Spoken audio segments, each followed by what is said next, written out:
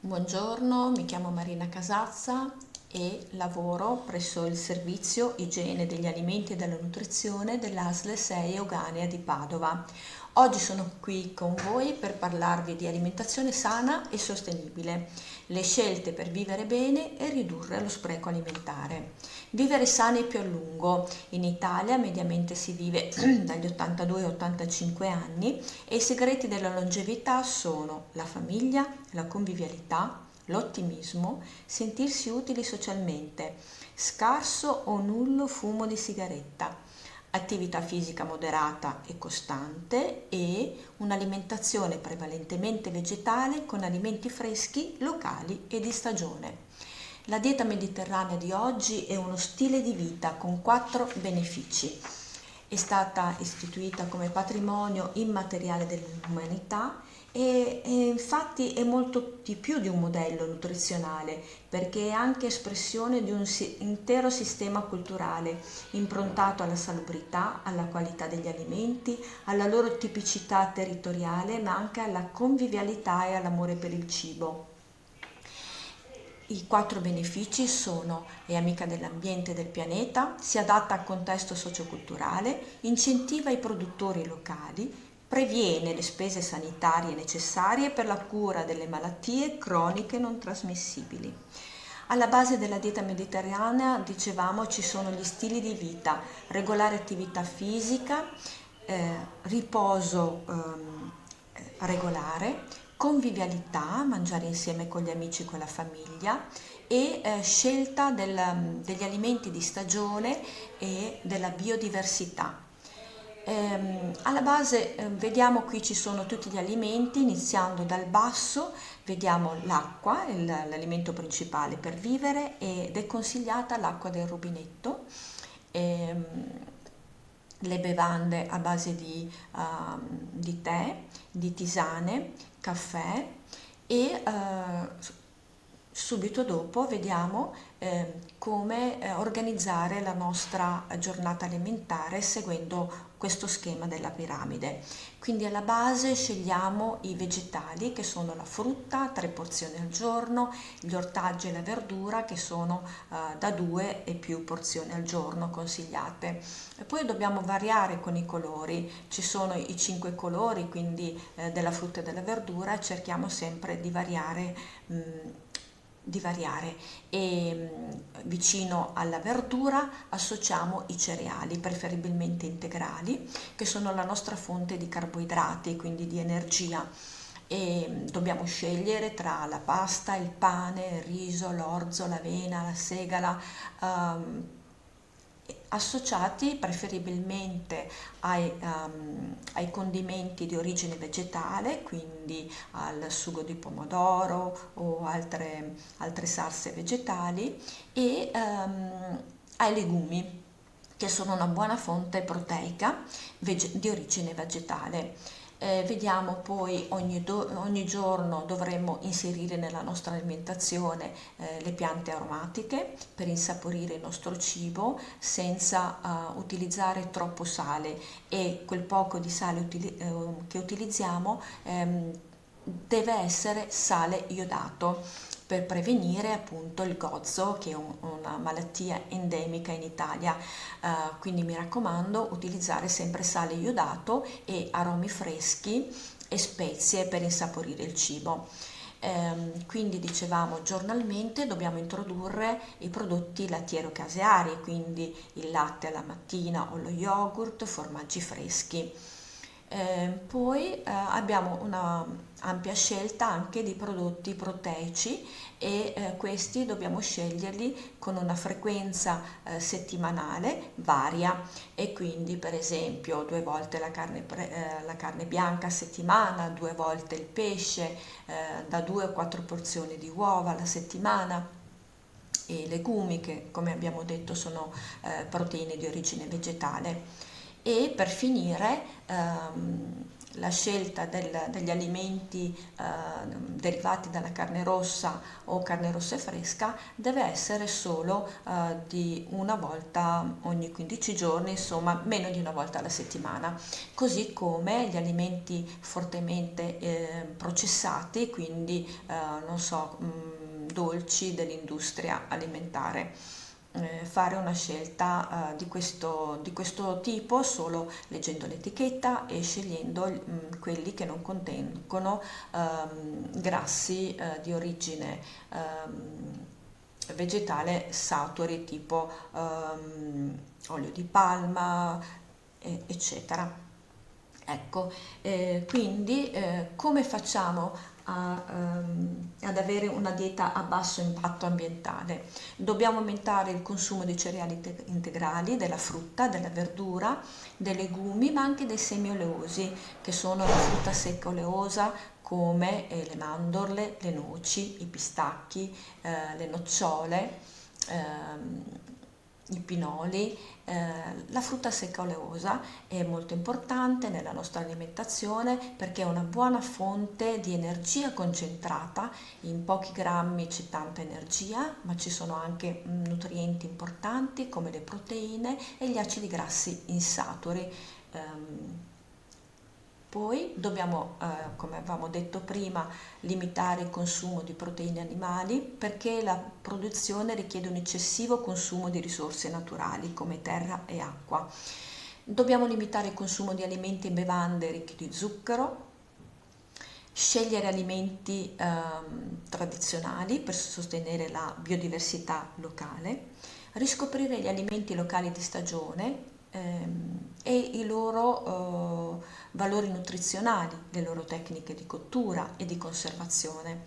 Ridurre gli sprechi alimentari attraverso ad esempio, un'attenta programmazione della lista della spesa, dell'acquisto e se possibile scegliere produttori locali e quando ci sono degli avanzi utilizzare questi avanzi con la cucina del recupero. Le diete a basso impatto ambientale contribuiscono alla sicurezza alimentare e nutrizionale, nonché a una vita sana per le generazioni presenti e future. Ricordiamoci che in Italia c'è uno spreco di cibo commestibile pro capite che è di 70-96 kg all'anno.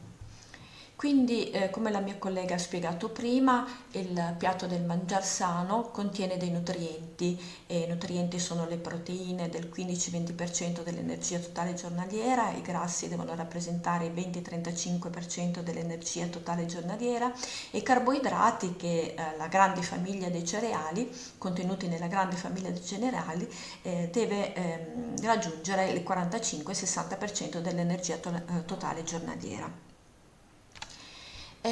Come organizzare questo piatto? Vediamo qui una rappresentazione grafica con un piatto diviso in tre spicchi.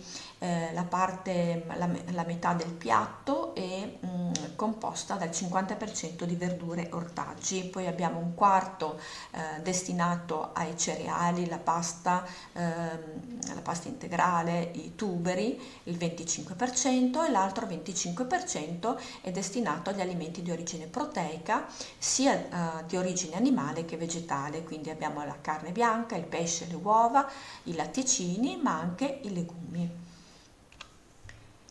Prepariamo il nostro piatto e vediamo qui alla nostra sinistra un piatto diviso in 4 porzioni dove ci sono una porzione di verdura, una porzione di ortaggi e frutta, l'altra porzione di carne bianca o pesce e l'altra porzione di cereali come potrebbe essere il pane o la pasta.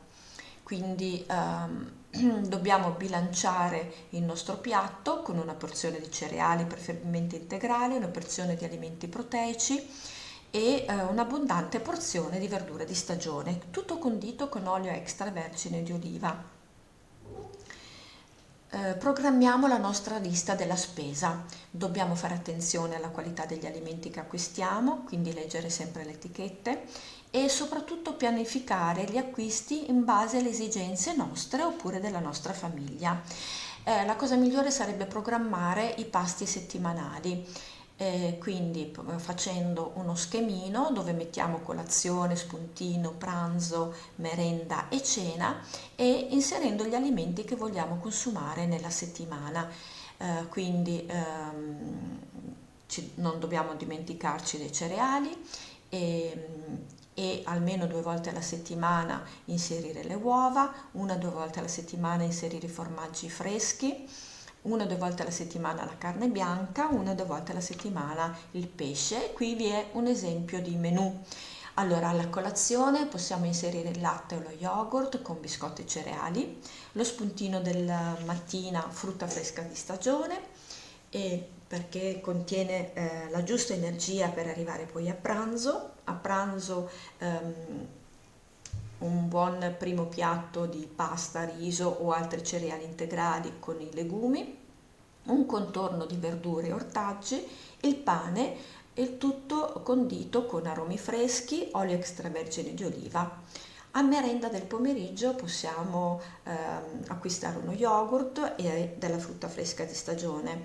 Per cena possiamo organizzare la nostra cena con sempre verdure di stagione cotte o crude, formaggio fresco o uova, pane o polenta o patate come fonte di carboidrati. Un altro schema alla vostra destra è sempre la colazione che prevede il latte o lo yogurt. Per gli intolleranti al latte e allo yogurt ci sono i latti delattosati, oppure ci sono le bevande vegetali quali per esempio la soia che hanno un buon apporto anche proteico.